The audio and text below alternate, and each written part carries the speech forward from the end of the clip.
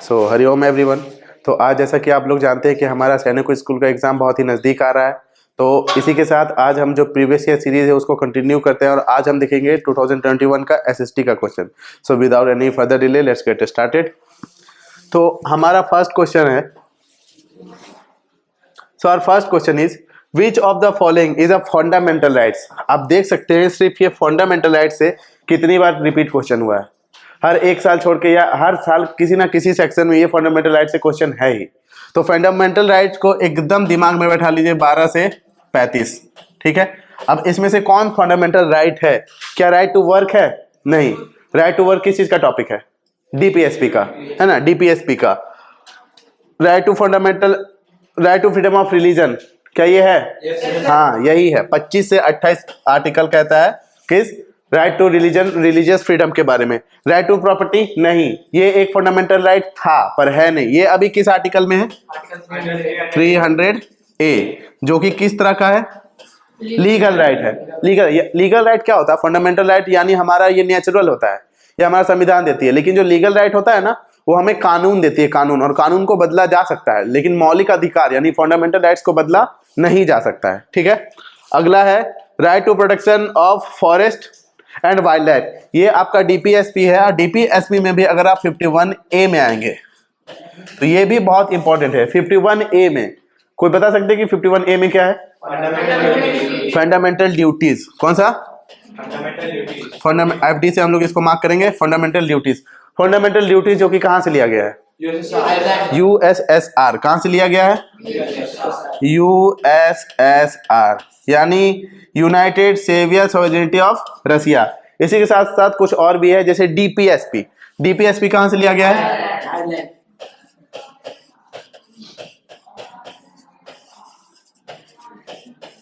इसी के साथ हमारा फंडामेंटल राइट्स, ये बहुत इंपॉर्टेंट है। फंडामेंटल राइट्स कहां से लिया गया है? यूएस। फंडामेंटल राइट्स कहां से लिया गया है? यूएस। इसी के साथ जो सुप्रीम कोर्ट का पोस्ट है, सुप्रीम कोर्ट, वो भी कहां से लिया गया है? यूएस से। और हम अपने भारत में जो हमारा गवर्नमेंट का सिस्टम है ना, पार्लियामेंट्री सिस्टम, वो हमने किस देश से लिया है? यूके। पार्लियामेंट्री सिस्टम हमने किस, चलिए इसको क्लियर करते हैं। पार्लियामेंट्री सिस्टम,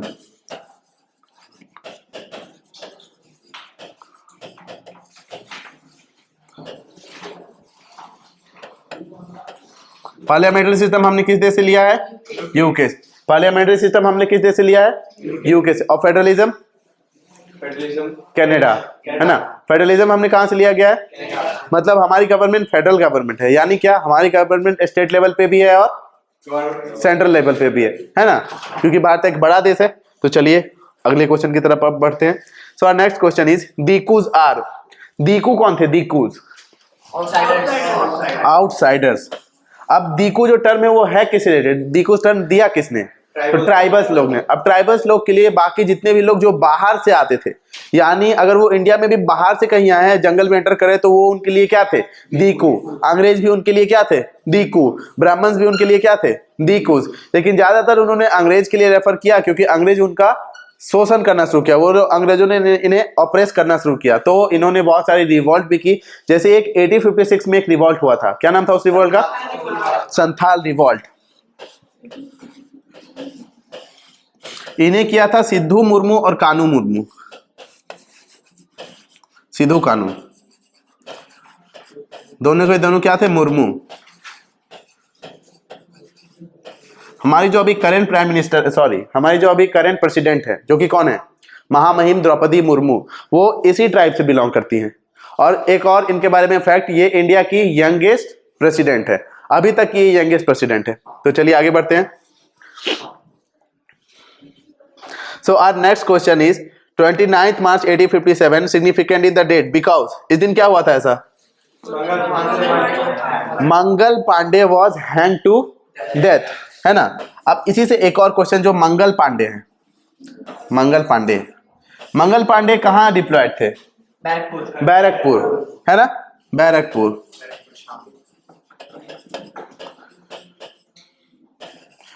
और ये किस रेजिमेंट से? जैसे अभी हमारे यहाँ जाट रेजिमेंट है, संथाल रेजिमेंट है, सॉरी जाट रेजिमेंट है, राजपूत रेजिमेंट है, पंजाब रेजिमेंट है, उसी तरह और भी गुरखा रेजिमेंट है। इसलिए उस टाइम में भी और भी अलग अलग इन्फेंट्री हुआ करती थी। तो 34th नेटिव इन्फेंट्री, कौन सी इन्फेंट्री?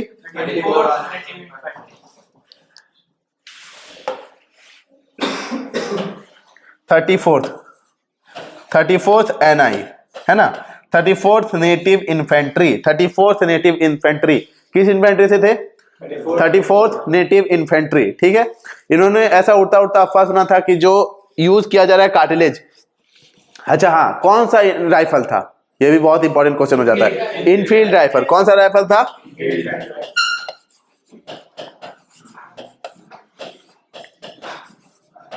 अब ऐसा ये हल्ला हो रहा था कि इनके जो कार्टिलेज है इसमें चर्बी का इस्तेमाल किया गया है, फैट्स का, अलग अलग जानवर के फैट्स का, यानी इसमें काव फैट का भी इस्तेमाल किया गया है, इसमें सुअर के फैट्स का भी इस्तेमाल किया गया है। तो हिंदू और मुस्लिम जो थे वो दोनों के दोनों ऑफेंड हो गए थे। तो एक और क्वेश्चन, एकमात्र अंग्रेज जो भारत की तरफ से लड़ा, उस अंग्रेज का क्या नाम था? William Gordon. तो जो मंगल पांडे थे, मंगल पांडे का एक बहुत अच्छा दोस्त था जिसका नाम था विलियम गॉर्डन।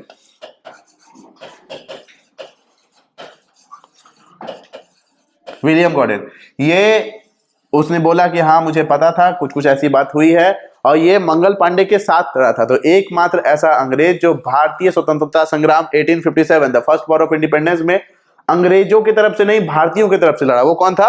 William Gordon. तो चलिए आगे बढ़ते हैं नेक्स्ट क्वेश्चन की तरफ।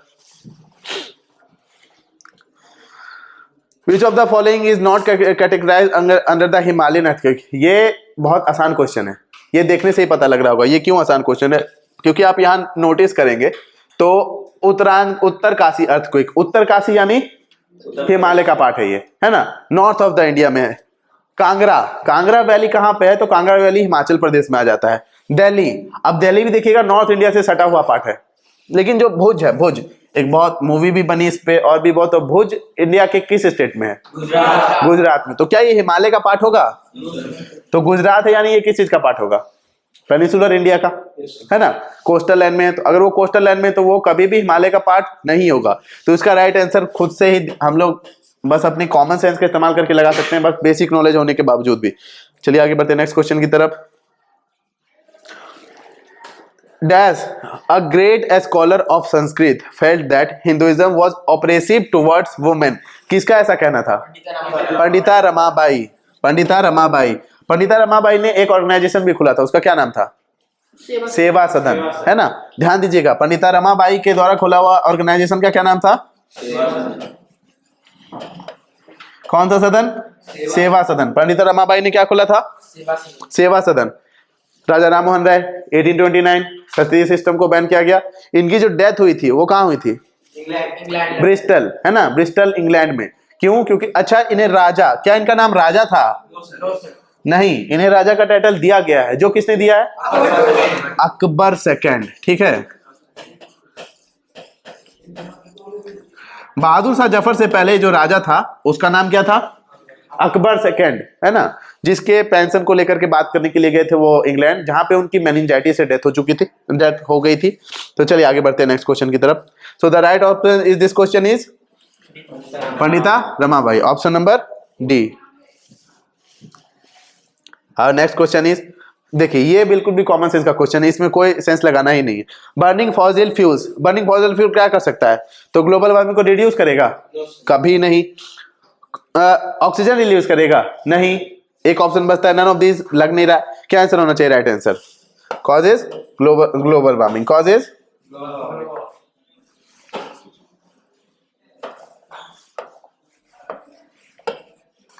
चलिए, so our next question is, which incident in the history of Indian freedom movement made the Tagore angry and made him return his knighthood? तो कौन सा ऐसा इवेंट हुआ था? जलियांवाला बाग। कब हुआ था? 13 अप्रैल 19। अच्छा 1919 एक और सिग्निफिकेंस रखता है हिस्ट्री में। इसमें कुछ कोई भारत आया था, कोई बता सकते कौन आया था? एक रिफॉर्म, एक एक्ट, मॉन्टेग्यू चेम्सफोर्ड, जिसे हम मॉन्टफोर्ट भी कहते हैं, ठीक है।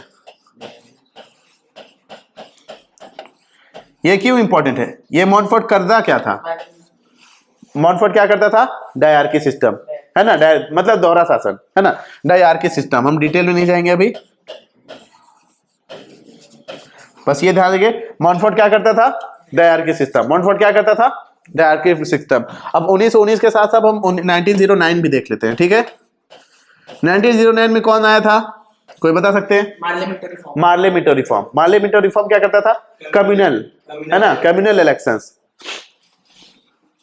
Morley Minto reform. Morley Minto reform कब आया था, 1909 में। मोंटेग्यू चॉम्स्फोर्ड कब आया था, 1919 में, ठीक है। जलियांवाला बाग कब हुआ था, 13 अप्रैल 1919 में। 1919 में हमने अपना एक रिवॉल्ट भी लॉन्च किया था, रॉलेट सत्याग्रह, है ना। खिलाफत मूवमेंट भी इसी टाइम में लॉन्च हुआ, तो ये बहुत ही सिग्निफिकेंस रखता है हमारे हिस्ट्री में, क्योंकि यहाँ इसमें बहुत सारे इवेंट्स हुए थे। चलिए हम अगले क्वेश्चन की तरफ बढ़ते हैं आगे। So our next question is, where did Gandhi launch the mill workers strike of 1918? तो कहां पे 1918 में उन्होंने लॉन्च किया था, खेड़ा। चलिए कुछ नहीं, एक कविता पढ़िए, नील कपड़ा खेड़ा 17-18-18, है ना। नील कपड़ा खेड़ा 17-18-18। अब क्या, नील, नील यानी इंडिगो, कहाँ, ये तो क्वेश्चन लगता है बहुत फेमस क्वेश्चन है, सबको पता होना चाहिए, है ना, कि 1917 में चंपारण में सबसे पहला, क्या आपको ये पता है कि वहां के जो ऑफिसर्स थे उन्होंने गांधी जी के खाना में जहर मिला दिया था, दूध में, क्योंकि महात्मा गांधी ने कहा था कि मैं बस आज दूध पी के सो जाऊंगा। तो कि ये रिवॉल्ट सक्सेसफुल हो ही ना, महात्मा गांधी को उसी समय मारने का प्लान था, और ये 1917 में ही महात्मा गांधी के दूध में जहर मिला दिया था। पर एक शेफ था जो वहां पे खाना बनाता था, कुक, जिसका नाम था बत्तख मियां। वो बत्तख मियां ने गांधी जी को जाके बता दिया था कि गांधी जी, आपके जो दूध है, आपका जो खाना है, उसमें जहर मिला है, आप इसे मत कंज्यूम करिए। और उस तरह से उसने महात्मा गांधी की जान बचाई थी, वरना हमारा चैप्टर शुरू होने से पहले ही खत्म हो जाता, 1917 में ही। चलिए आगे देखते हैं, ठीक है। 1917, अब 1918 में ये सक्सेसफुल हुआ था। उसके बाद महात्मा गांधी कहां गए थे, महात्मा गांधी कहां गए थे, कहां गए थे, इसमें ऑप्शन नहीं दिया है, अहमदाबाद। अहमदाबाद, वहां पे किस लिए गए थे, मिल स्ट्राइक, है ना, मिल स्ट्राइक। देखिए अब इसमें क्या हुआ था कि प्लेग फैल गया था सभी जगह पे। तो जो भी ब्रिटिश ऑफिसर थे, जो भी ब्रिटिश फैक्ट्री ओनर्स थे, सबने कहा था कि आपको डबल सैलरी मिलेगी और बोनस मिलेगा, आप लोग अभी काम करिए। तो सभी लोगों ने बहुत लोग घर गए, बहुत लोग घर नहीं गए, उन्होंने काम किया। और जब बात आई पैसे देने की, तो सारे जो भी फैक्ट्री ओनर्स थे वो लोग मुकर गए, तो उन्होंने स्ट्राइक कर दिया। तो महात्मा गांधी वहां गए थे, वहां पे लोगों को समझाया था, इसमें भी महात्मा गांधी सक्सेसफुल रहे। अब 1918 में ही आगे चल के, आगे के महीने में महात्मा गांधी खेड़ा गए। खेड़ा में जहां कुछ टैक्स को देने करके बात था, वहां पे भी महात्मा गांधी का सक्सेसफुल रिवॉल्ट रहा। तो कहां पे किया था महात्मा गांधी ने मिल वर्कर स्ट्राइक में, खेड़ा, है ना। कहां पे, खेड़ा, कहां पे, खेड़ा। चलिए आगे बढ़ते हैं। Which of the following term is devilish and tyrannical by Gandhi ji and Ali Jinnah? किसे उन्होंने devilish and tyrannical लॉन्च किया था, रॉलेट एक्ट। यानी इसे, ये बस सीधा स्टेटमेंट है। रॉलेट एक्ट क्या था, हमने कल पढ़ा था। अच्छा, रॉलेट एक्ट को एक निक नेम से जाना जाता था, वो कौन सा निक नेम था,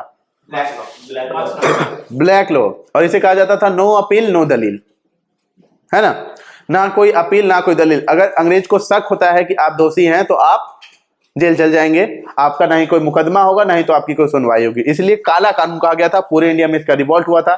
इसी को लेकर के जलियांवाला बाग भी आगे चल के हुआ, बैसाखी के टाइम में। चलिए आगे चलते हैं।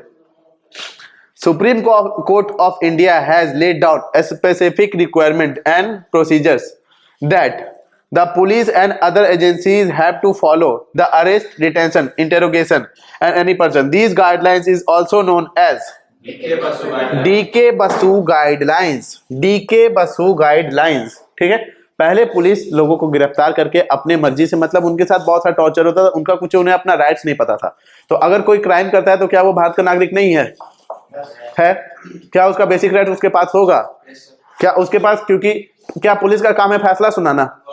क्या वो दोषी या नहीं, ये पुलिस फैसला करेगी? नहीं, ये फैसला कौन करेगी, जुडिशरी, है ना। ये फैसला कौन करेगी, जुडिशरी।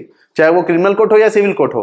तो पुलिस उनके साथ कुछ गलत ना करे, पुलिस को भी एक गाइडलाइन फॉलो करे। इसलिए डीके बसु ने पिटीशन डाला था, केस लिया था। उसके बाद एक गाइडलाइंस आया था जिसमें कुछ कुछ कहा गया था, जिसमें ये सब बात कही गई थी कि 24 घंटा के अंदर हाँ मजिस्ट्रेट के पास उसके किसी फैमिली मेंबर्स को इन्फॉर्म करना है। हर बार एक डॉक्टर चेक करते हुए आना चाहिए कि क्या 24 घंटा पहले पुलिस ने उसके साथ कुछ जाति किया, उसे मारपीट किया, बहुत ज्यादा तो टॉर्चर नहीं कर दिया।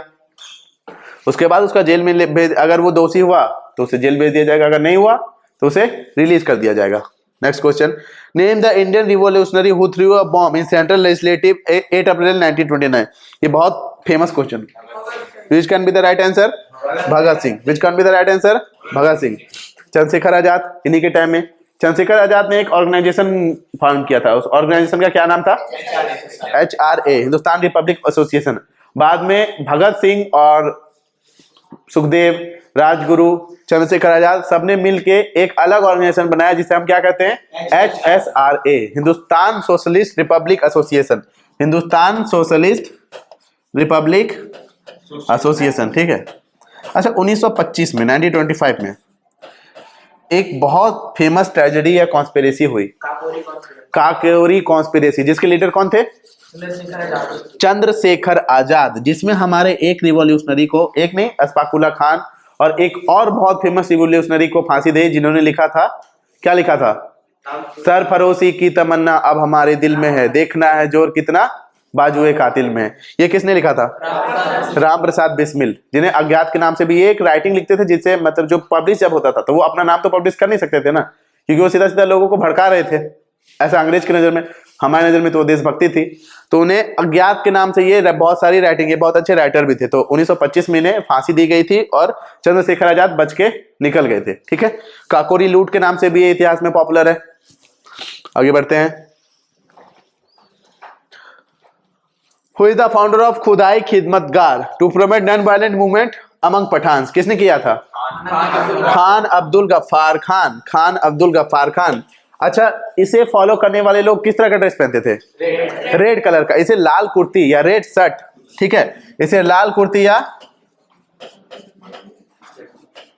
रेड शर्ट रिवॉल्यूशन भी कहा जाता है। ये कहा? तो इंडिया का जो ये वाला पार्ट है, ये वाला पार्ट है, ऊपर वाला पार्ट, ये वाला पार्ट है ना, इस एरिया में ये बहुत फेमस रहा था, पठानों को लेकर के था, ठीक है।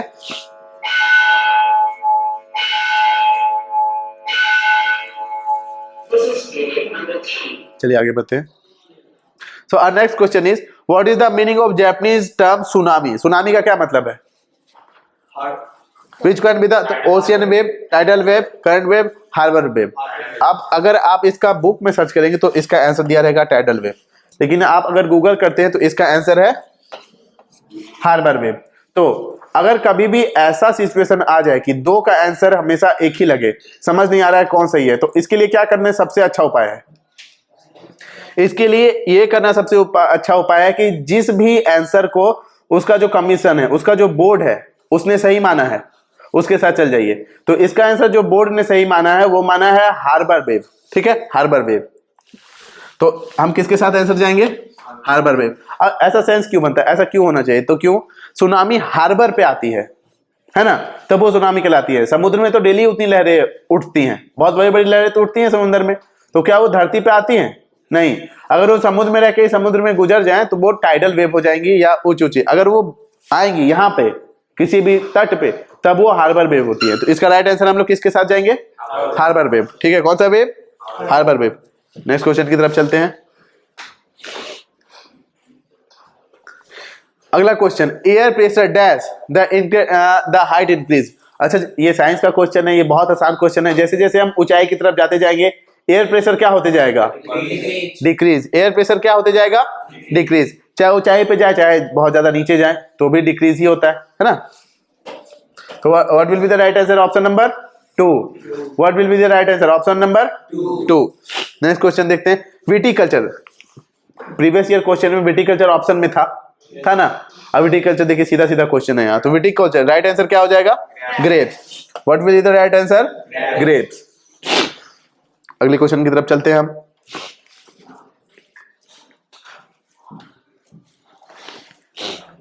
चलिए, motion of non confidence against the government can be introduced in the. अब देखिए, ये खुद में ही एक क्वेश्चन है। पहला, मोशन ऑफ नॉन कॉन्फिडेंस ये लाया किसके खिलाफ जाता है? तो करंट जो रूलिंग पार्टी है, रूलिंग पार्टी,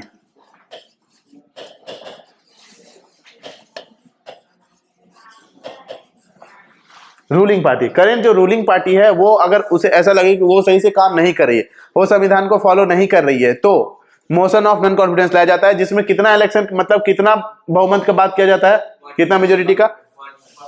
1। सरकार बनाने के लिए कितना मेजोरिटी चाहिए? 1/3। उतना ही चाहिए इसमें भी। अगर कोई मतलब अपनी मेजोरिटी भी नहीं तो वो अपना सरकार चला सकती है? नहीं, है ना, अपना सरकार तो वो चला नहीं सकती है। तो अगर कोई ऐसा करने में असमर्थ रहा तो उसकी सरकार गिर जाएगी। जैसे हमारे एक प्रेसिडेंट प्राइम मिनिस्टर थे जिनका नाम था अटल बिहारी वाजपेयी। 1999 में उनके खिलाफ vote of motion of non confidence लगाया गया और उनकी सरकार गिर गई। पर क्या अभी के टाइम में लगा पाना ये संभव है? नहीं, क्योंकि हमारे जो करंट पार्टी है उनके पास अच्छी खासी सीट है।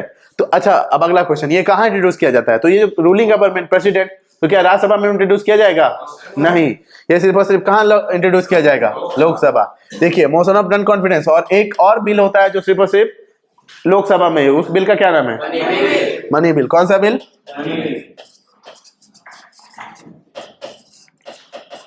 Money bill. चलिए आगे बढ़ते हैं नेक्स्ट क्वेश्चन की तरफ। Ministry of human resources development was created in, कब बनाया गया था मिनिस्ट्री ऑफ ह्यूमन? 1985। 1985। तो सीधा फैक्चुअल क्वेश्चन था, आगे बढ़ जाते हैं। Who were the European artists appointed by the Mohammad Ali Khan of Arcot? कौन से थे? तो देखिए, ये आपको मिल जाएगा, है ना, ये आपके कौन से मतलब एनसीईआरटी के बुक में, ठीक है। तो आप ये भी सीधा सीधा फैक्चुअल है। अब आरकोट था कहां पे? तो आरकोट साउथ इंडिया में था, है ना। राइट है, so right answer should be option number A. आयोग इसका मतलब सैनिक स्कूल के आंसर की में इसका आंसर 1 माना गया है, तो इसलिए हम इसको आंसर 1 ही मार के चलेंगे। अगर आप देखेंगे तो शायद एनसीईआरटी में आपको कुछ अलग आंसर मिले, लेकिन सैनिक स्कूल ने इसका आंसर 1 मारा है, तो हम जो है तो सैनिक स्कूल का आंसर मार के चलेंगे 1, ठीक है। चलिए नेक्स्ट क्वेश्चन की तरफ बढ़ते हैं। The temperate grassland of South Africa is known as, South Africa के ग्रासलैंड को हम लोग किस नाम से जानते हैं? वेल्स। अब इसी के साथ हम थोड़ा सा ग्रासलैंड देख लेते हैं। चलिए, आप में से कुछ आंसर देंगे। जो अमेरिका है या नॉर्थ अमेरिका, नॉर्थ अमेरिका के ग्रासलैंड को हम लोग किस नाम से जानते हैं? प्रेरीज। इसे और किस नाम से जाना जाता है प्रेरीज को? Bread basket of the world.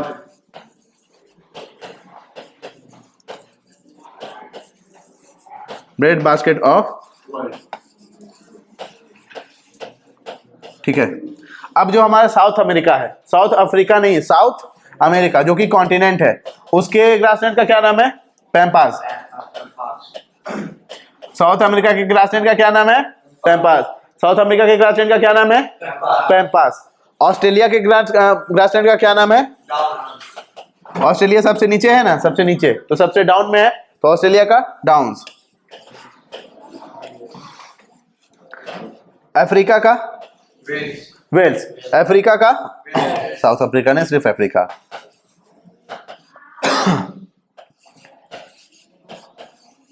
और यूरेशिया का स्टीपिस। यूरेशिया यानी क्या? तो अब आप यहां देखेंगे तो यहां से रसिया से इधर यूरोप और इधर एशिया, तो इस दोनों एरिया में एक ग्रासलैंड पाया जाता है जिसे हम लोग क्या कहते हैं? स्टेपिस। जिसे हम लोग क्या कहते हैं? स्टेपिस। स्टेपिस कहां पे? यूरेशिया। स्टेपिस कहां पे? यूरेशिया। स्टेपिस कहां पे? यूरेशिया। चलिए आगे बढ़ते हैं। So our next question is thinnest layer of the earth is, earth का थिनेस्ट लेयर कौन सा है? क्रस्ट। अर्थ का थिनेस्ट लेयर कौन सा है? Crust. What will be the right answer? Option number ए। अच्छा, 3 लेयर होता है अर्थ का, बता सकते? सबसे ऊपरी लेयर कौन सा होता है? क्रस्ट। उसके नीचे वो अलग मेंटल है और ये अलग मेंटल है, ठीक है। और सबसे नीचे कोर। हर क्लास में कुछ इस क्रस्ट के बच्चे होते हैं चलिए, क्रस्ट का जो कंपोनेंट होता है वो क्या होता है? सियाल, है ना? सियाल, SiAl। साइंस में पढ़ा होगा आपने कि Al फॉर एल्यूमिनियम और Si फॉर सिलिका। अब हम इसमें आएंगे, इसमें तो इसका क्या होगा? सीमा। क्या होगा? SiMa। Si for silicon, Si for silicon और Ma फॉर मैग्नीशियम, मैग्नीज, है ना? Ma for manganese. अब हम सबसे नीचे आएंगे कोर में, तो कोर में होता है नीफे, NiFe,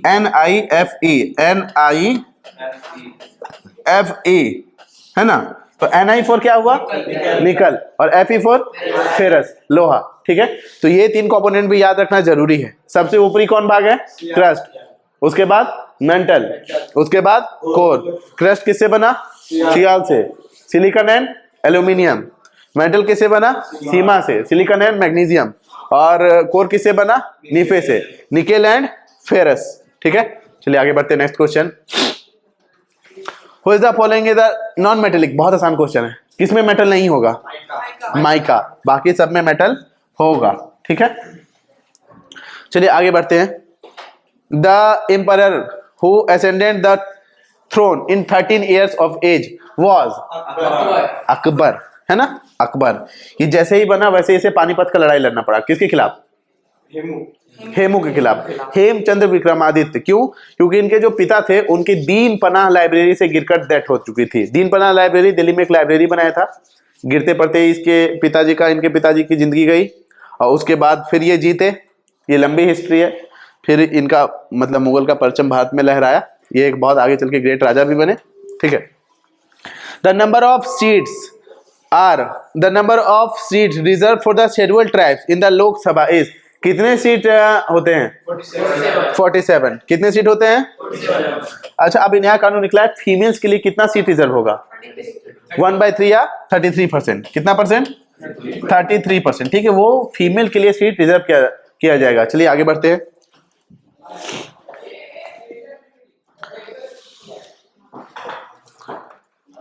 What is referred as the supreme law of land?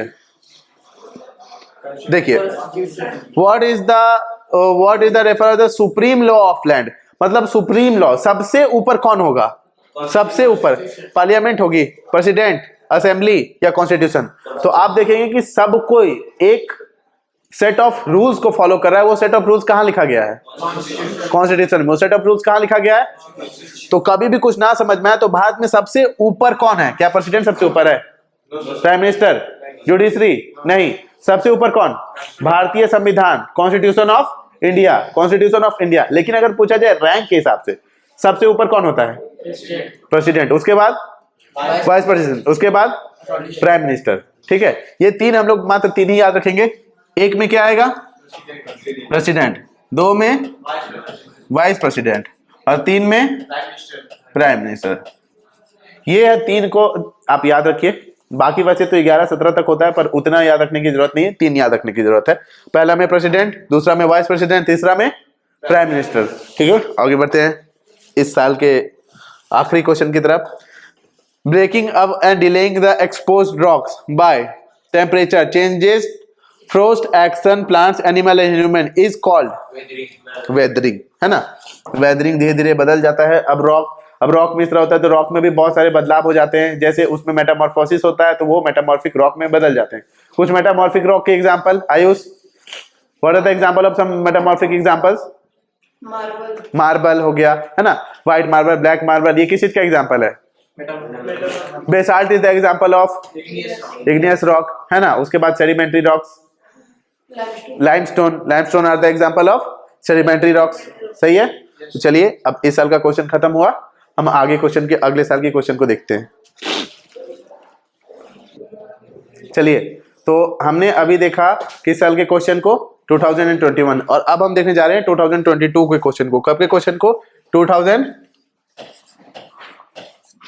तो चलिए विदाउट एनी फर्दर डिले हम आगे शुरू करते हैं। तो our first question is FIR is filed with. देखिए कितना 2-3 बार FIR रिपीट हुआ है प्रीवियस ईयर क्वेश्चन में। तो FIR किसके सामने फाइल किया जाता है? पुलिस के सामने। FIR किसके सामने फाइल किया जाता है? पुलिस के सामने, जो कि फर्स्ट इंफॉर्मेशन रिपोर्ट होता है ना, फर्स्ट इंफॉर्मेशन रिपोर्ट। चलिए आगे बढ़ते हैं। Growing vegetables, fruits and decorative plants is commercial is known as, किस नाम से वो जाना जाता है? हॉर्टिकल्चर। किस नाम से?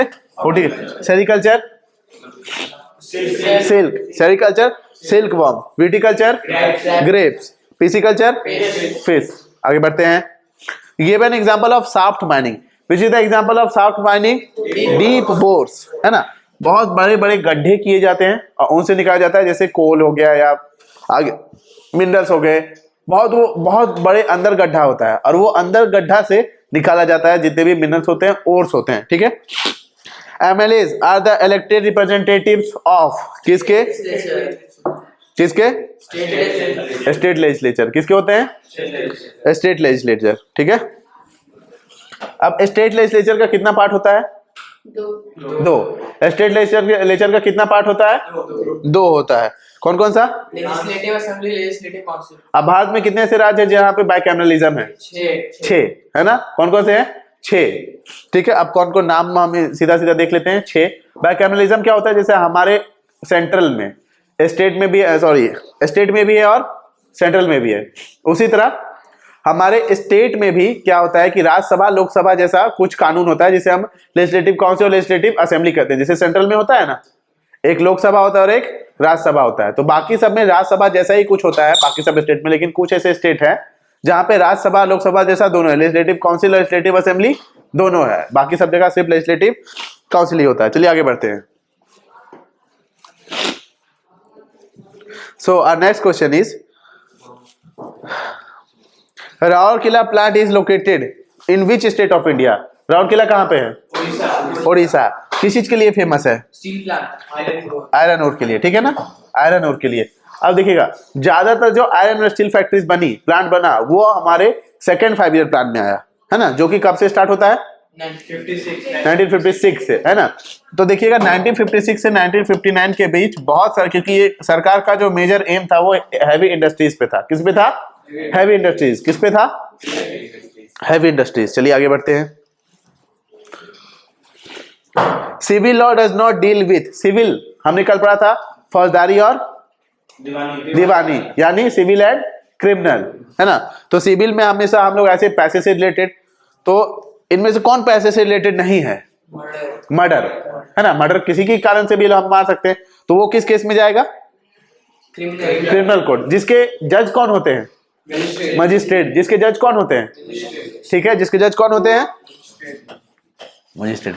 आगे बढ़ते हैं। Child marriage restrain act was the pass in the year, कब? ये कल ही क्वेश्चन हमने किया था, देखिए प्रीवियस ईयर में साफ ही साफ आ गया। अगला question, the president of India appoints, repeated question, president of India कितने मेंबर को अपॉइंट करते हैं? 12। कितने मेंबर को अपॉइंट करते हैं? 12। चलिए नेक्स्ट क्वेश्चन, आगे बढ़ते हैं हम।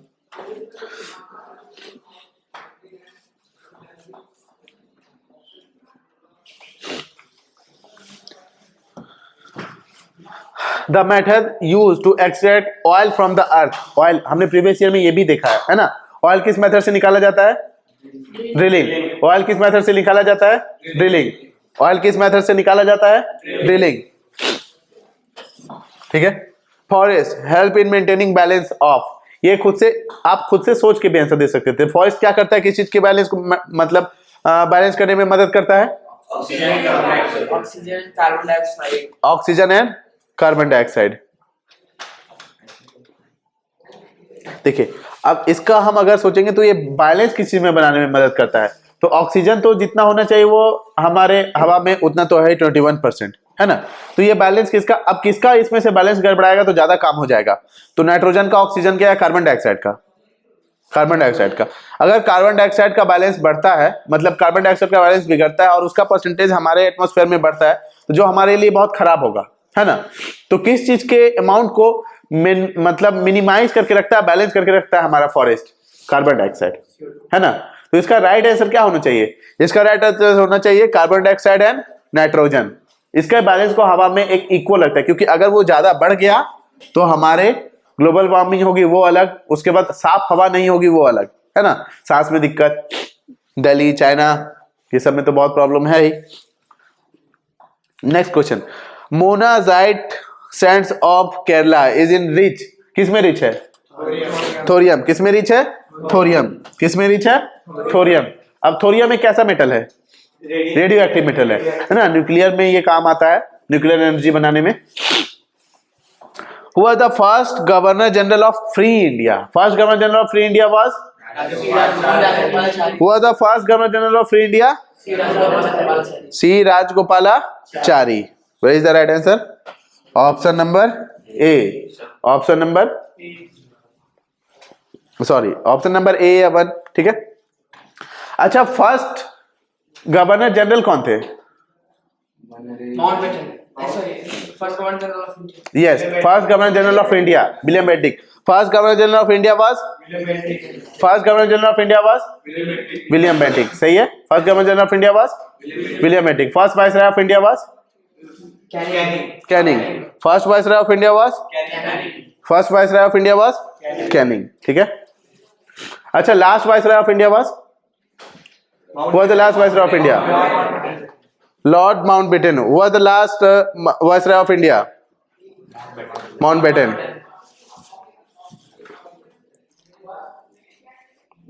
ठीक है, तो हम अगले क्वेश्चन की तरफ बढ़ते हैं। Which of the following is not an example of ground water? इसमें से कौन ग्राउंड वाटर का एग्जाम्पल नहीं है? तो वाटर फ्लोइंग थ्रू रिवर्स, हाँ, है ना। उसके बाद water through hand pumps, water through submersible pumps, water through wells. तो ग्राउंड वाटर, इनमें से कौन सा ग्राउंड वाटर नहीं है? पानी का मतलब धरती के नीचे पानी नहीं है, कौन सा है? हाँ, रिवर, है ना, रिवर। वो तो ग्राउंड वाटर तो नहीं है, वो तो ग्लेशियर से ऊपर से बह के आया और नीचे नीचे जा, हम कुआं से भी निकाले तो पानी नीचे से ही आता है, पंप से भी आता है। तो इसका राइट आंसर क्या होना चाहिए? Option number 1। Option number 1। Option number 1। बीच में एक क्वेश्चन छूट गया था। Industry which process raw material obtain from the ocean is called? Marine based industry. Marine based industry. Marine based industry. चलिए आगे बढ़ते हैं।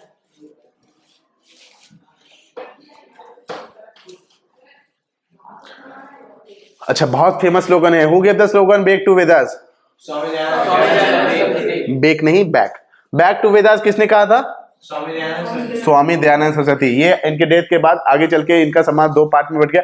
वैसे वे किस ऑर्गेनाइजेशन के फाउंडर थे? आर्य समाज। आर्य समाज आगे चल के दो भाग में बढ़ता है, जिसमें से एक कहता है कि वैदिक एजुकेशन को फॉलो करना चाहिए, एक मॉडर्न एजुकेशन। उसी में से एक हंसराज ने डीएवी का फाउंडेशन दिया था, ठीक है ना, डीएवी को खोला था। डीएवी का फुल फॉर्म दयानंद एग्रो वैदिक। इसके फाउंडर कौन है?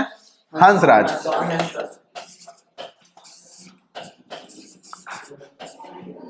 कौन है? हंसराज। कौन है? हंसराज। चलिए आगे बढ़ते हैं। विच of the following is a characteristic of mirror? अब इसमें तो खुद दिमाग लगा के बनाना चाहिए, है ना। अब इसमें से कौन सा सही आंसर होगा? तो they are created by natural process. हाँ, नेचुरल प्रोसेस से ही तो बनता है। दूसरा, they have definite chemical composition.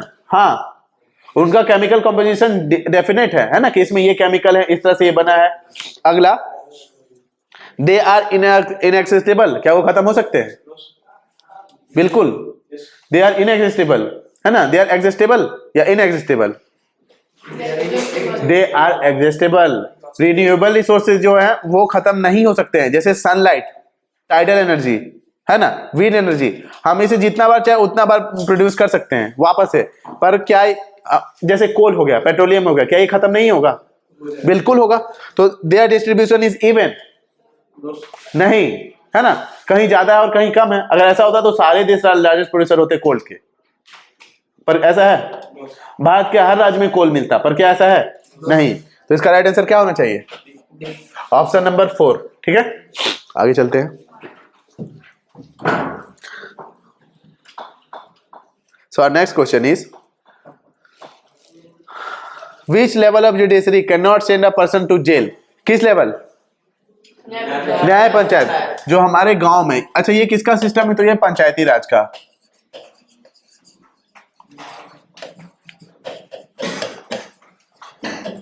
Panchayati Raj. Panchayati Raj system में हम किसी को जेल भेज सकते हैं? क्या सरपंच के कहने पे कोई जेल जा सकता है? नहीं जा सकता है ना। और वो छोटा मोटा क्राइम करके गांव का किसी कोड और कंडक्ट को उसने मतलब रूल ब्रेक किया है, तो उसका सरपंच ही फैसला करते हैं, कुछ पेनल्टी लगाते हैं या कुछ ये लगाते हैं, ठीक है। अगला question, what makes object substance a resource? इनमें से क्या है इसी एक रिसोर्स बनाते हैं? तो क्या यूटिलिटी, क्वांटिटी, यूजेबिलिटी? तो देखिए ये भी और ये भी, कि उसका अगर यूटिलिटी और यूजेबिलिटी है ही नहीं तो ये रिसोर्स क्या है ना। तो क्या होना चाहिए इसका right answer? Option number 4, both A and B. Separation of reason, repeated question, same repeated question है ना, इसलिए प्रीवियस ईयर को अच्छे से देखिए, उसके अगल बगल के ऑप्शन को भी देखिए। क्या होना चाहिए राइट आंसर? क्या होना चाहिए right answer? Secularism. What are the devotees of Vishnu's called? तो भक्ति मूवमेंट के दौरान दो, अब देखिए अभी तो हम सब हिंदू हैं, मुस्लिम हैं, सिख हैं, ईसाई हैं, जो भी हैं, आप जिस भी रिलीजन को फॉलो करते हैं अच्छी बात है। अब पहले तरफ जाएंगे ना, तो अगर हम बहुत पहले जाएंगे तो भारत में लोगों को आइडिया नहीं था कि हिंदू रिलीजन में ही 2-3 तरह के रिलीजन बटे हुए थे, एक जो विष्णु को मानते थे, एक जो शिव को मानते थे। दोनों एक दूसरे से लड़ते थे, एक दूसरे की मूर्तियां तोड़ दिया करते थे, एक दूसरे के टेम्पल्स को डिस्ट्रॉय कर देते थे। साउथ इंडिया में ऐसा बहुत होता था। तो आगे चल के संत रामानंद ने, है ना, नॉर्थ इंडिया में, फिर और अलग अलग जगह पे भक्ति एंड सूफी मूवमेंट चला, जिसमें बताया गया संत तुकाराम हुए, तुलसीदास हुए, और भी बहुत लोग हुए, शेख सलीमुद्दीन चिश्ती हुए। तो बहुत सारे लोगों ने भगवान का एक क्लियर सेंस दिया कि हाँ हम सब एक ही धर्म के पार्ट है। तो 2 टाइप के लोग होते हैं, पहले Nayanars,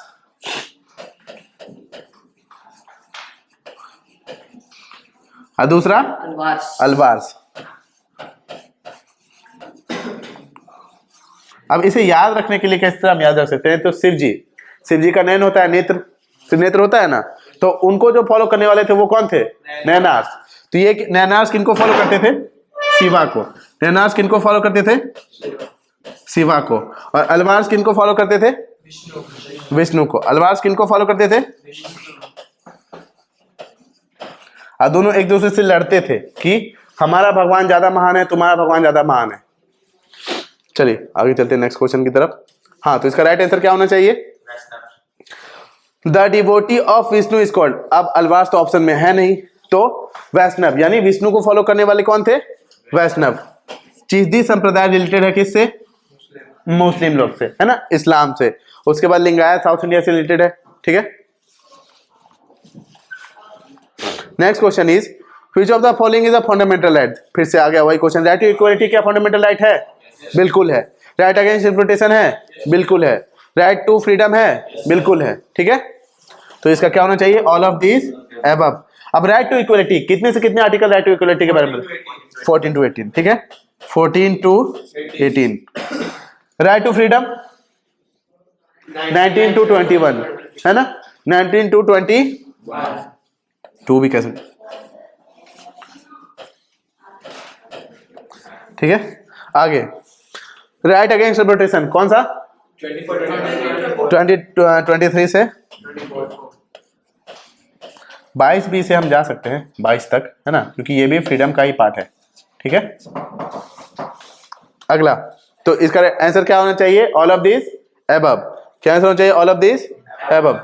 next question is justice Sachar committee was set up to look into the marginalisation of. तो सच्चर कमिटी किसके मार्जिनलाइजेशन पे आया था? मुस्लिम्स। किसके मार्जिनलाइजेशन पे आया था? मुस्लिम्स, ठीक है, मुस्लिम्स। मतलब देखिए ये 1990s में। अच्छा, एक और कमीशन जो कि बहुत फेमस कमीशन है, जो कि 1992 में इंडिया में आया, जिसने 27% सीट रिजर्व किया ओबीसी एंड SC/ST के लिए। नहीं, कौन सा कमीशन? मंडल कमीशन। कौन सा कमीशन? मंडल कमीशन। CO1 से कमीशन पढ़ेंगे, ठीक है। इसे प्रपोज किया था 1979 में ही, लेकिन इसे आते आते लंबा समय लग गया। अब सबसे पहले जो रिजर्वेशन की बात कही गई वो किस कमेटी में कही गई? काका कालेकर कमेटी, जो आजादी के तुरंत बाद आई थी, ठीक है। सबसे पहले किसमें? काका कालेकर कमेटी, काका कालेकर कमेटी। अच्छा, अब इसमें डिस्क्रिमिनेशन कौन सा आर्टिकल कहता है कि एंड ऑफ डिस्क्रिमिनेशन? आर्टिकल 15। तो क्या इसमें हम ऐसा नहीं कह सकते हैं कि इसमें आर्टिकल 15 का वायलेशन है? क्योंकि जो हमारी सरकार है वो तो डिस्क्रिमिनेट कर रही है ना, कास्ट के बेसिस पे या जेंडर के बेसिस पे कि हाँ उनके लिए इतना सीट रिजर्व है, नहीं। तो हमारा संविधान प्रमोट करता है किस तरह, पॉजिटिव डिस्क्रिमिनेशन को।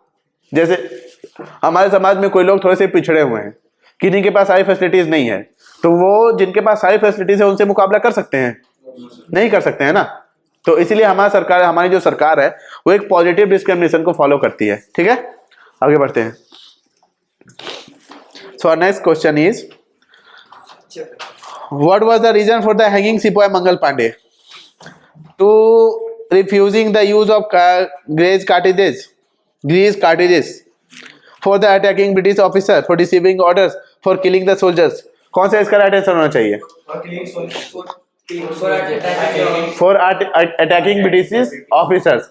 अब उनके 2 ऑफिसर थे, उन पे इन्होंने अटैक कर दिया था और उनका गोली भी लूट लिया था, जिनके कारण आगे चल के इन्हें फांसी दी गई और 1857 का रिवॉल्ट जो है वो भड़क गया।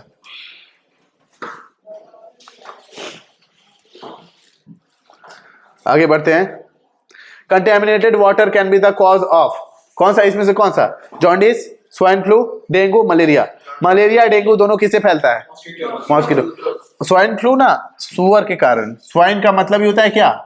सुअर, है ना। और एक और इंग्लिश में इसका कोई प्लूरल फॉर्म नहीं होता है, स्वाइन का स्वाइन्स नहीं होगा, ठीक है, स्वाइन ही होगा। तो एक ही ऑप्शन बचा, कौन सा? जॉन्डिस। अगला question, the first modern textile mill of India was established in, कहां पे? मुंबई। अगर ठीक है, और जो सबसे पहला टेक्सटाइल लगाया गया था वो कहां लगाया गया था? कोलकाता, 1818 में। कब? 1818 कोलकाता में एक मॉडर्न फैक्ट्री लगाने की कोशिश तो की गई इंडिया में, कलकत्ता में, बट ये अनसक्सेसफुल रही। तो आगे चल के 1854 में, आगे चल के 1854 में, कब? 1854 में कहां पे? मुंबई में। किसने लगाया था? कसाब जी डाबर। किसने? कसाब जी डाबर। चलिए, तो इस साल का क्वेश्चन खत्म हुआ। अब हम आगे से 1 साल का बचा 2023, उसके जल्दी देखते हैं। तो चलिए, जैसा कि आप जानते हैं कि हम लोग अभी प्रीवियस ईयर क्वेश्चन को करें, तो हम 2023 के क्वेश्चन को, कब के क्वेश्चन? 2023 के क्वेश्चन को लेकर के आए। तो चलिए जल्दी, बिना टाइम को देरी किए हुए इसके क्वेश्चन को करते हैं। तो जैसा कि आप देख सकते हैं कि जो पहला क्वेश्चन है वो पहला क्वेश्चन मैच करने के लिए है। तो अगर इसमें से आपको सब नहीं भी पता है, इसमें से कुछ पता है, तो आप इससे आंसर बना सकते हैं। तो सबको पता है कि जो शिफ्टिंग कल्टीवेशन है उसको कौन सा कल्टीवेशन करते हैं? Slash and burn, slash and burn. तो बी का क्या होगा? बी का 1। अब हम ऑप्शन में देखेंगे बी का 1 किस में है। बी का 1 2 ऑप्शन में है ना। बी का 1 2 ऑप्शन में, तो ये नहीं होगा और ये नहीं होगा, इसी दोनों में से कोई एक होगा, है ना। अब एक और देखते हैं। तो नोमैडिक हर्डिंग, हर्डिंग मतलब क्या होता है? चराना, यानी move to place with their animals, है ना। तो सी का क्या होगा? सी का 4। सी का क्या होगा आंसर? 4। अब हम देखेंगे सी का 4 किस में है। तो सी का 4 एक ही में है, सी का 4 एक ही में है, तो ऑप्शन नंबर 2 के साथ जाएंगे। वैसे अगर आगे देखना है तो कमर्शियल फार्मिंग क्या होता है? Commercial farming, amount of capital use is large, जैसे टी फार्मिंग, जैसे मैंगो फार्मिंग, जैसे एप्पल फार्मिंग और एप्पल की ऑर्चिड, है ना। और एक ही ऑप्शन बच जाता है, कौन सा? Intensive subsistence farming, prevalent in the thickly populated area, क्योंकि वहां के लोग, सभी लोगों को पेट भरना है ना। तो इसका राइट आंसर क्या हो जाएगा? Option number 2। आगे बढ़ते हैं। विच of the following is a public sector company? Public sector यानी सरकारी कंपनी। तो इसमें से कौन? तो मारुति सुजुकी ऑफ इंडिया, ये कैसी कंपनी है? Joint sector. Anand milk union limited कैसी कंपनी है? Cooperative sector. Pesticide factory of union carbide, private, है ना। यूनियन कार्बाइड यही कंपनी थी। अगला कौन सा है? Steel authority of India limited, है ना, जिसे हम सेल के नाम से जानते हैं, सेल। तो ऑप्शन नंबर 3। आगे बढ़ते हैं। Our next question is arrange the following into the chronological order। तो सबसे पहले कौन आया? या तो आप सबसे पहले हिसाब लगाइए या तो आप सबसे बाद हिसाब लगाइए, है ना। तो सबसे बाद में सबको पता है कि मुगल से पहले कौन था? लोधी। तो लोधी सबसे लास्ट में होगा। तो लोधी कौन सा में? ई में। तो ई को सबसे लास्ट में होना चाहिए। तो ई किस में है? 1 2 3 4, बी में, है ना। ऑप्शन नंबर 2 में बात यहीं पे खत्म हो जाती है। ऑप्शन नंबर 2 में। वैसे अगर हम देखें तो एक इसका एक ट्रिक है, गुलाब खिले तो सूंघ लो।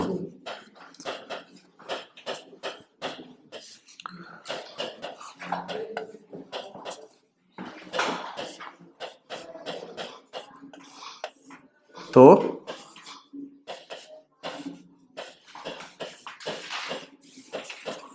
गुलाब खिले तो सूंघ लो। देखिए गुलाब से कौन सा डायनेस्टी हो जाएगा? स्लेव, गुलाम, है ना। खिले से खिलजी डायनेस्टी, है ना, खिलजी,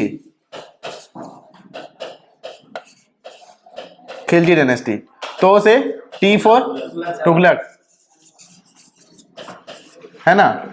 सू से सैयद, सूंग से एस फॉर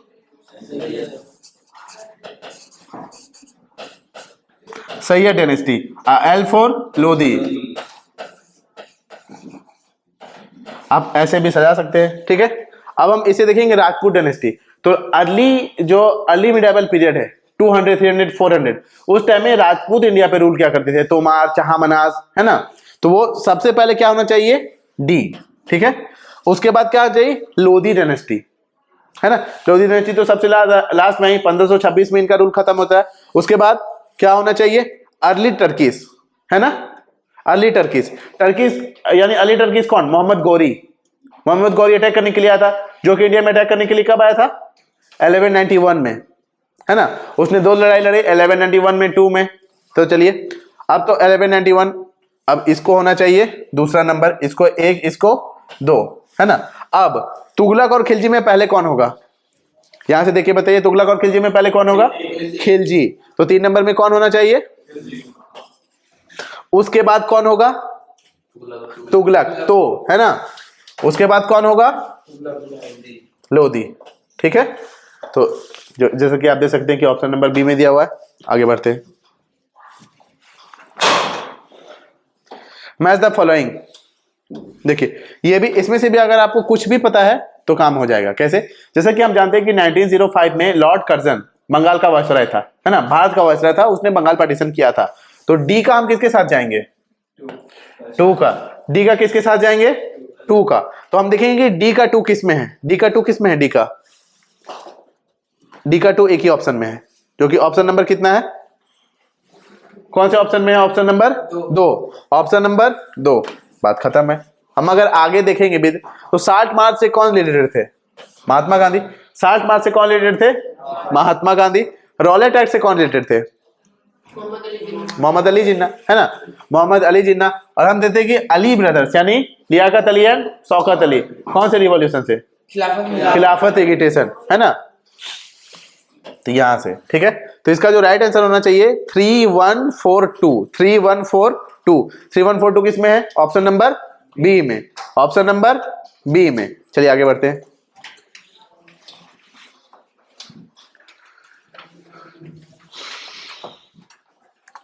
अब आप देख सकते हैं कि ये 3 नंबर के क्वेश्चन में कितने सारे क्वेश्चन पूछ दिए गए। एटलीस्ट 12 क्वेश्चन तो है ही, है ना, 10 question.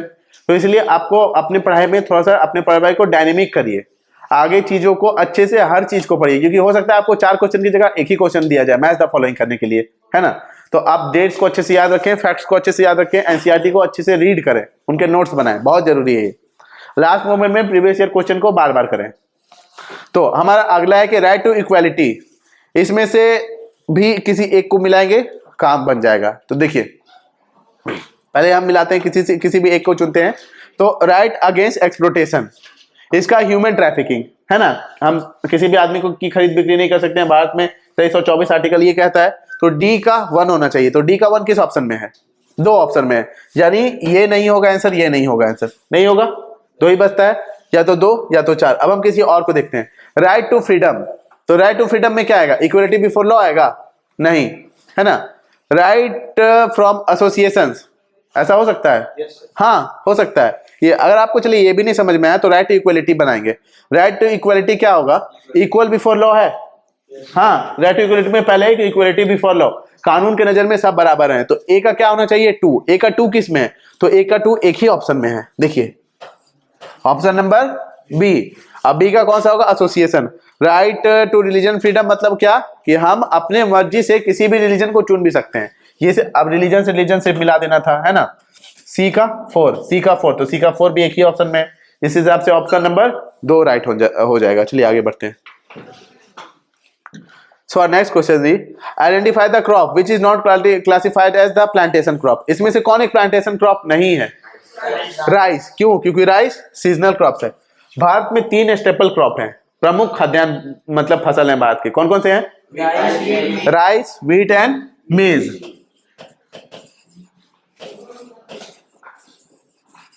Wheat and rice, wheat and मेज हमारे कैसे फसल है? स्टेपल क्रॉप्स है। स्टेपल क्रॉप्स कैसे हैं? राइस, व्हीट एंड मेज। राइस, व्हीट एंड मेज। चलिए हम आगे बढ़ते हैं। Who was the founder of ब्रह्म समाज? बहुत बार रिपीटेड। पंडित रमाबाई ने क्या किया था?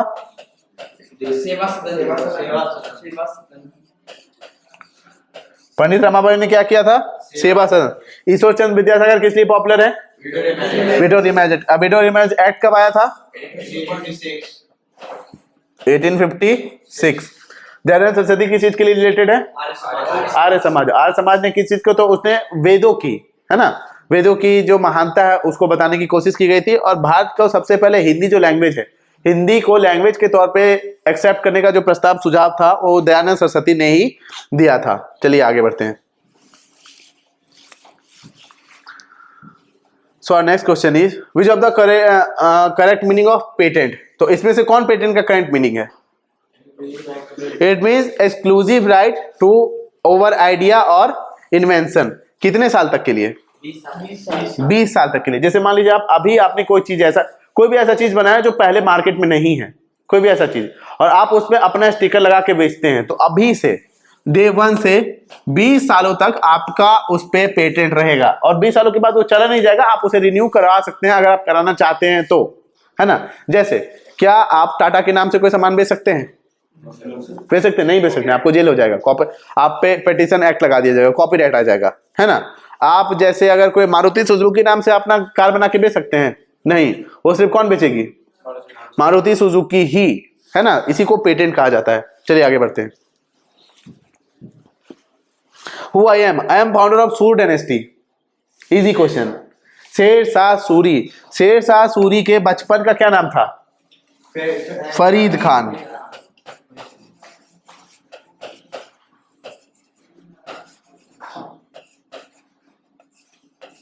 शेरशाह सूरी के बचपन का नाम क्या था? फरीद खान। इनके जो पिता थे वो सासाराम के सूबेदार थे, ये आगे चल के राजा भी बनते हैं। इन्होंने बैटल भी लड़ा। इन्होंने 1539 और 1540 में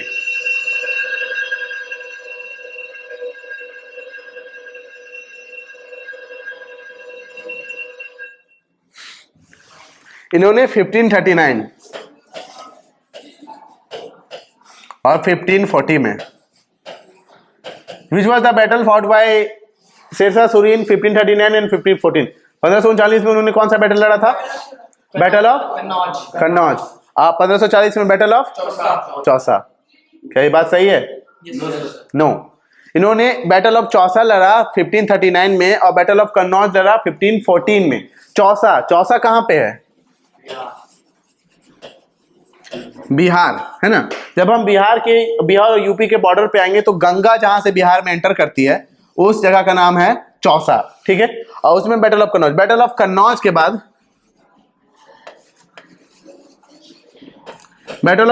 बाद जो मुगल का तख्ता था वो खत्म। दिल्ली पे किसका रूल हो गया था? सूर डायनेस्टी का, शेरशाह सूरी, है ना। इन्होंने बैटल ऑफ कालिंजर में अपनी आखिरी लड़ाई लड़ी, उसके बाद इनका डेथ हो गया। इस्माइल शाह, इनके अलग अलग बेटे थे जो आगे चल के उतने एफिशिएंट रूलर नहीं रहे, लेकिन भारत के कुछ पार्ट में ये रूल करते रहे। अकबर के आते आते 1556 तक पूरी तरीके से सूर डायनेस्टी खत्म हो गई। बहुत ही एफिशिएंट और ग्रेट रूलर थे ये। So next question is identify the source of fund of gram panchayat. Gram panchayat का सोर्स ऑफ फंड कहाँ है? तो इनकम टैक्स से। इनकम टैक्स ग्राम पंचायत लेगी? नहीं, हमारी सरकार लेगी। टैक्सेस और नेशनल हाईवे वो भी सरकार, ग्राम पंचायत लेगी, वो भी स्टेट गवर्नमेंट और नेशनल गवर्नमेंट दोनों बांटती है। स्कूल फी तो जो प्राइवेट है वो प्राइवेट लेगा, जो गवर्नमेंट है वो तो फ्री एजुकेशन देती है। तो एक ही ऑप्शन बचता है क्या? देखेंगे मार्केट प्लेस पे कुछ कुछ पैसा देना रहता है जिससे ग्राम पंचायत का कुछ कुछ काम चल सके। पहले ऐसा होता है, पर अब तो सरकार फंड अलॉट करती है, हर 6 महीने में इतना फंड, हर 6 महीने में इतना फंड, है ना। हर राज्य सरकार का अपना अलग अलग फंड होता है, फंड स्कीम होता है पंचायत को लेकर के। Choose a land form which is not created by the river. इनमें से कौन सा है? लोएस। लोएस किस चीज से क्रिएट होता है?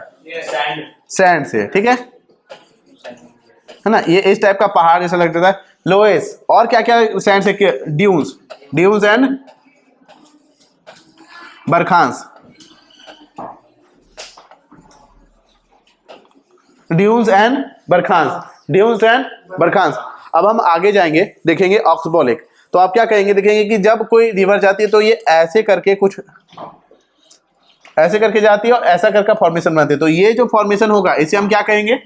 ऑक्सबॉलिक। मिनेंडर कैसा होता है? नदियां ऐसे ऐसे करके चलती हैं।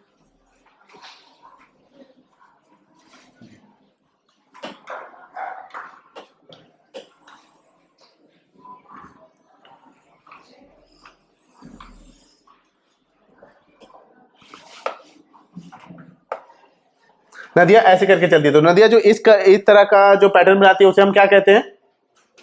मीनेंडर्स। उसे हम क्या कहते हैं? मीनेंडर्स। ग्रुप ऑफ आइलैंड, बहुत सारे छोटे छोटे आइलैंड होंगे, बहुत सारे छोटे छोटे आइलैंड। इस टाइप की अगर कोई कंट्री हुई तो उसे हम किस टाइप की कंट्री कहेंगे? आर्किपिलैगो। ग्रुप ऑफ आइलैंड्स को क्या कहेंगे? आर्किपिलैगो। लीविस क्या होता है? अगर ये रिवर है तो इसके जैसे ये रिवर है तो किसी एरिया से गुजर, वहां पे बाढ़ नहीं आ जाए, उसके अगल बगल क्या फ्लडिंग नहीं हो, एक बहुत बड़ी बड़ी बाउंड्री क्रिएट कर दी जाती है, जिसे हम लोग क्या कहते हैं? लीविस कहते हैं। जिसे हम लोग क्या कहते हैं? लीविस कहते हैं। तो चलिए चारों ऑप्शन को हमने देख लिया, हम आगे बढ़ते हैं।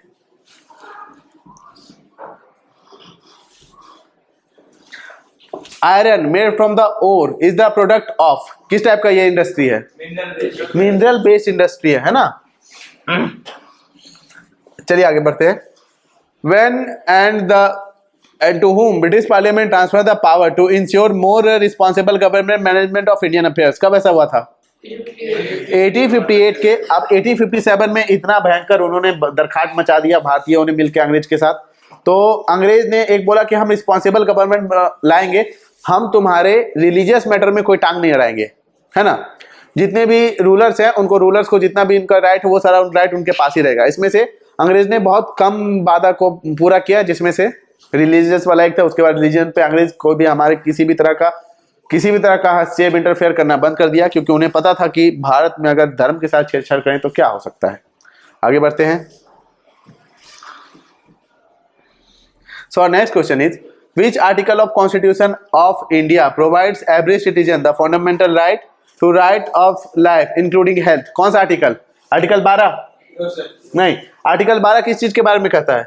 डेफिनेशन ऑफ फंडामेंटल राइट, ठीक है। आर्टिकल 360। अब 360 आया है तो हम 352, 356, 360 तीनों देख लेते हैं, ठीक है।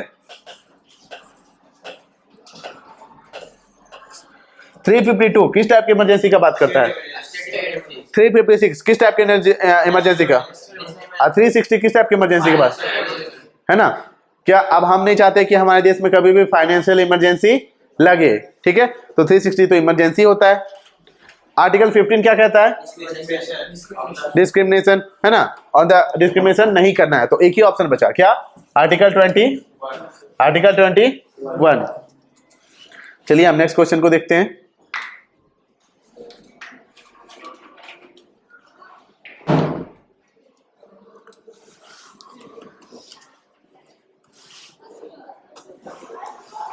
So our next question is, देखिए फिर से देखिए इस 2023 के क्वेश्चन में आप ये अभी रिसेंट का पैटर्न है, आप देख सकते हैं कि कितने मैच द फॉलोइंग दिए गए हैं, है ना। तो आप मैच द फॉलोइंग करके जाइए, मतलब और भी बहुत सारे जो फैक्ट्स हैं उनको याद करिए कि अलग अलग स्टेटमेंट किसने दिया, ठीक है। अलग अलग ऑर्गेनाइजेशन के फाउंडर कौन थे, अलग अलग डेट में कब क्या हुआ, इसको अच्छे से देखिए। तो देखते हैं ब्रह्म समाज के फाउंडर कौन थे? राजा राम मोहन राय। तो हम ए का 3 ढूंढेंगे। ए का 3 किस में है? ए का 3 किस में है? ए का 3 इसमें ऑप्शन नंबर ए में देख सकते हैं, सिर्फ एक ही ऑप्शन में ए का 3। तो इसमें ज्यादा दिमाग लगे बिना ये मार देंगे, ठीक है। वैसे रामकृष्ण मिशन के फाउंडर कौन थे? स्वामी विवेकानंद। स्वामी विवेकानंद। गुलामगिरी के लेखक कौन थे? Jyotiba Phule. Who was the writer of Gulamgiri? Jyotiba Phule has written the book called Gulamgiri. Okay, Arya Samaj, वो the founder of Arya Samaj, Swami Dayanand Saraswati. ठीक है, आगे बढ़ते हैं। Choose the correct definition of the birth rate.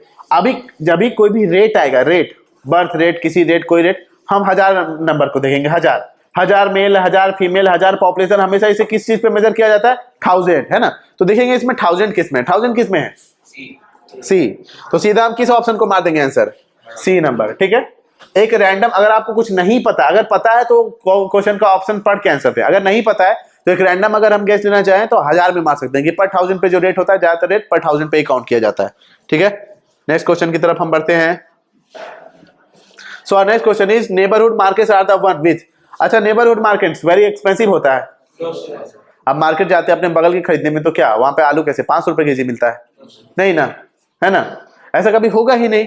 Provide less item, कुछ आइटम मिलता है, जितनी हमें जरूरत की चीजें हैं वो तो मिल ही जाएगा ना। अगर आप जाके, जैसे आप किसी गांव के मार्केट में जाएंगे, बोलेंगे कि मैकडॉनल्ड बर्गर पैक कर दीजिए, मिलेगा? क्यों? क्योंकि वो हमारी जरूरत की चीजें नहीं है। ठीक है, अगला, प्रोवाइड ऑल नेसेसरी आइटम्स। हाँ, सारी जरूरत की चीजें, वो बहुत दूर होगा, बहुत दूर होगा, तो क्यों उसे नेबर मार्केट कहेंगे, है ना। तो राइट आंसर क्या होना चाहिए? Option number C.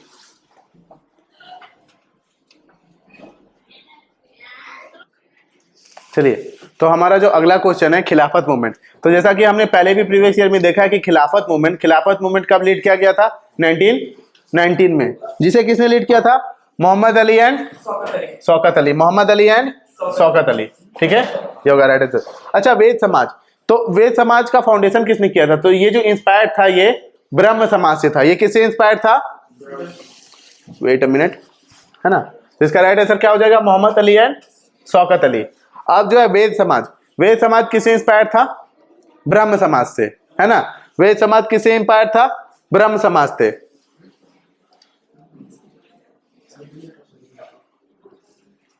चलिए, हमारा 1864 में इसे किसने?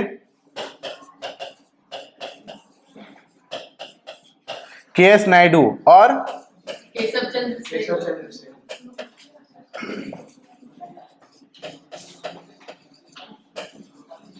अब इसका जो बेसिक एम क्या था, ये साउथ इंडिया में बहुत पॉपुलर रहा था। इसका जो बेसिक एम क्या था, जो कास्ट बेस्ड डिस्क्रिमिनेशन है ना, जो वुमेन्स का कंडीशन है, उसको सुधारने का। तो किस में आंसर दिया गया? Abolish the caste discrimination and improving the condition of women. ठीक है, आगे बढ़ते हैं हम। So our next question is,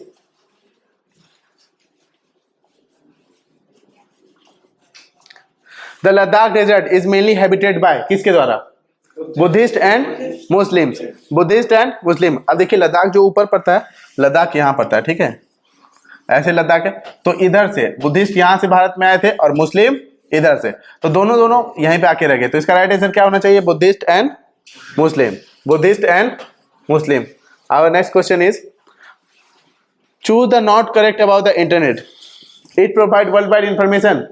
हाँ, है ना, ये इंटरेक्शन देता है। क्या हम लोग, अच्छा, यहाँ से बैठे बैठे क्या हम दिल्ली के लोग से बात नहीं कर सकते हैं? देख भी सकते हैं उनको, है ना। Always moving physical from one place to another place allows. क्या हम मतलब एक जगह से दूसरी जगह खुद को डाउनलोड कर सकते हैं दिल्ली में, यहाँ से बैठे बैठे? क्या खुद को हम मेल कर सकते हैं यहाँ से न्यूयॉर्क में? अभी तक तो ऐसी टेक्नोलॉजी नहीं आई है ना। इनहैंस ई कॉमर्स, हाँ, जितने भी अब वेबसाइट हैं, फ्लिपकार्ट, अमेजोन, ये सब किसका एग्जाम्पल है? ई कॉमर्स का एग्जाम्पल है। नेक्स्ट क्वेश्चन,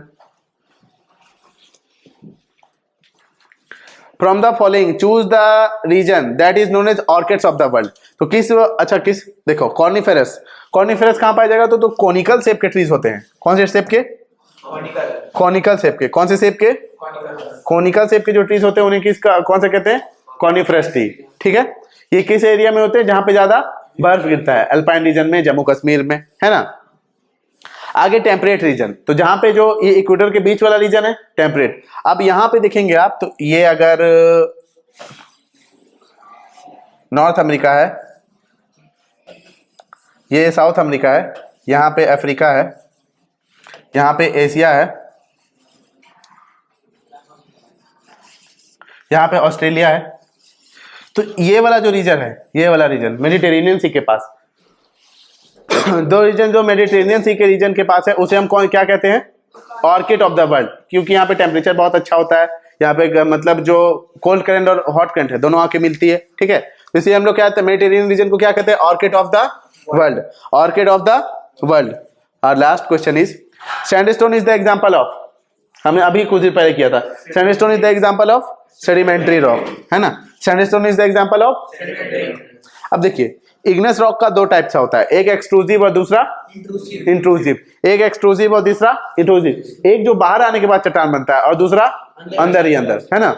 चलिए मेटामॉर्फिक रॉक जैसे संगमरमर हो गया, नीस हो गया, ये सब किसका एग्जांपल है, मेटामॉर्फिक रॉक का, ठीक है। तो हमारा ये सारा सेशन खत्म होता है। तो चलिए उम्मीद है कि आप लोग अच्छे से पढ़े होंगे और आप लोग अच्छे से इस वीडियो को देखें, रिवाइज करें, बार बार देखें और इसके क्वेश्चन के ऑप्शंस को खुद से भी एक बार डिटरमाइन करने की कोशिश करें, खुद से सॉल्व करने की कोशिश करिए। तो उम्मीद करते हैं कि आपका एग्जाम अच्छा जाएगा, आप लोग अच्छे से मेहनत करके पढ़ रहे होंगे। तो Hari Om to all of you.